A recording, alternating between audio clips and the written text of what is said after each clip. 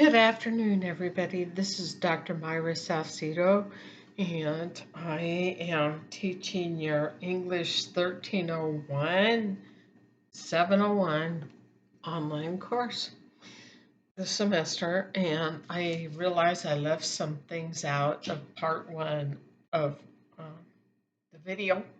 So here we go. Uh, for your proving your identity, which is an assignment in the course which you must do so you get a grade on a transcript. You can also use passports, uh, student IDs from high schools, universities, or I will accept some other form of identification with you and the principal of a school or other things. Let me know if you do not have valid ID in the form of uh, institution like a high school or university or a driver's license. So I will work with people on that. Also, one thing I did not mention is, I don't think it's until week 3. You will be reading a piece written by Barry Lopez, who just in the last couple of years passed away, and I've been teaching his stuff forever. And the assignment is called On Entering a New Place. It's highly symbolic, it's difficult to read. And the thing I need to tell you is do not go onto the internet, do not Google on entering a new place. Because here's the thing, my assignment is on Google. My assignment and other faculty members' assignments have been taken and put onto different cheating websites. Okay, these are free essays sites. Our prompt is up there, the answers are up there, and if you use somebody else's ideas, that's taking their ideas, that's not your ideas. And sometimes your ideas, a lot of the times, will be better than what is on the internet. And believe me, I know certain words that are going to come up on introducing a new place. Take the bull by the horns. Okay, that's a free essay. Um, and this is a difficult piece to read, but here's the deal.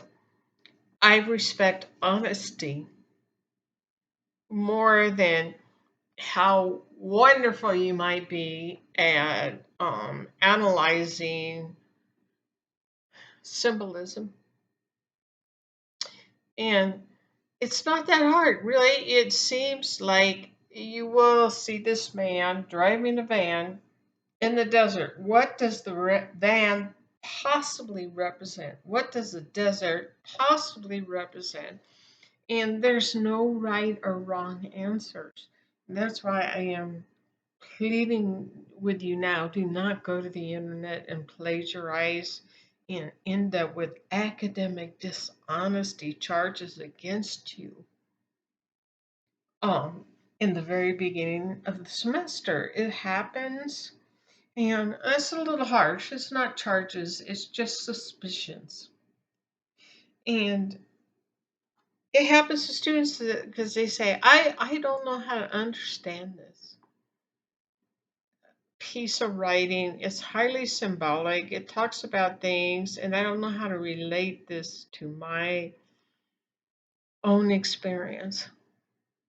Well, I can help you do that. Literature can help you do that. I wasn't ready for this, but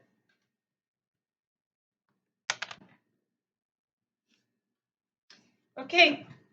So when people say, what does something mean literally? It literally means what? It's a literal thing. It's a mask. It's a mask that has ribbons, kind of a skull face painted, embroidered right here, and with red roses. So that's what it is exactly.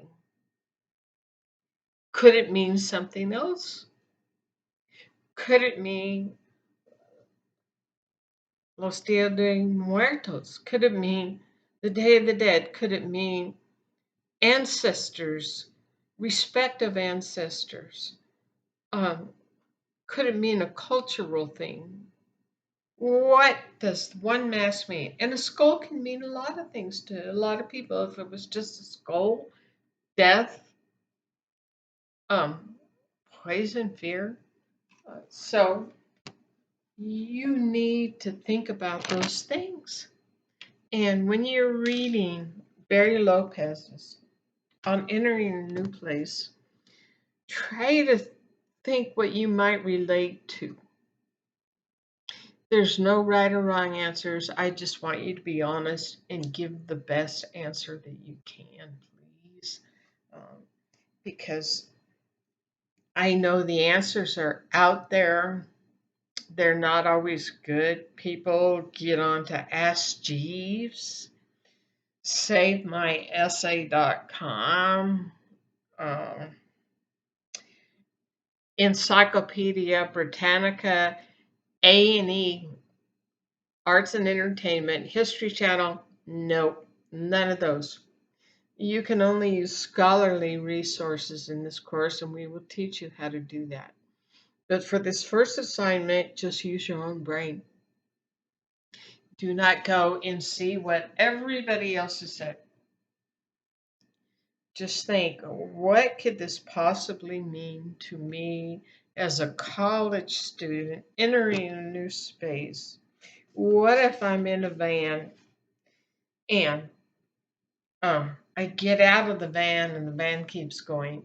Okay, this is a little bit of what is known as magical realism, where this probably could not happen in real life. You get out of the van, it keeps going.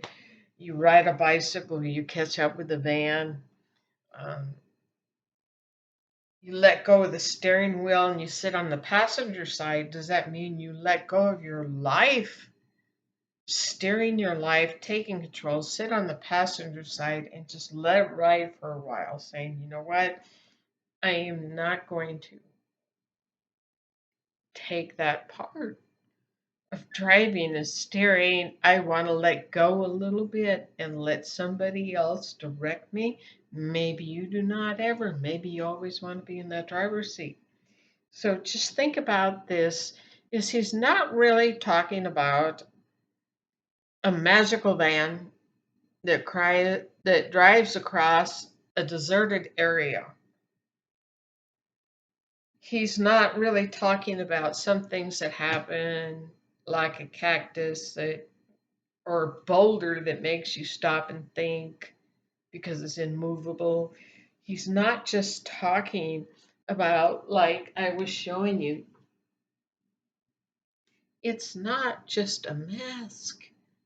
It's just not a skull face and roses and paint. It means something else. What does it mean to you? How many things can it mean? And I am teaching in an upper level course, Heroes and Saints, a play. It's in Spanish and English, and the word pueblo means so many different things to so many different people, like my people, mi gente, my town, my village, the people,